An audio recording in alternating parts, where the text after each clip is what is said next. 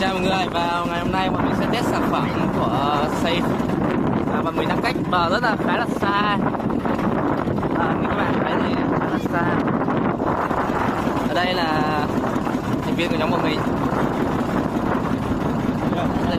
Sau đây bọn mình sẽ test sản phẩm ở ngoài trên biển thật nha. Đây, nhảy đi kia. Đây nha. Khi mà bọn mình bấm cái nút cứu hộ này thì sóng nó ra sẽ gửi vào cái cổng gateway ở trên bờ, và cái người trên bờ sẽ nhận được cái thông báo cứu hộ. Sẽ cả độ ở trên cả độ GPS, và từ đó bọn mình sẽ có thể là xác định được vị trí của người rớt xuống biển.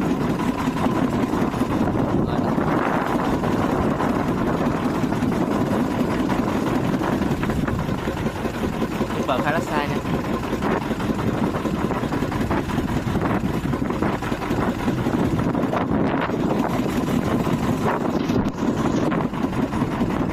Lên kìa, lên.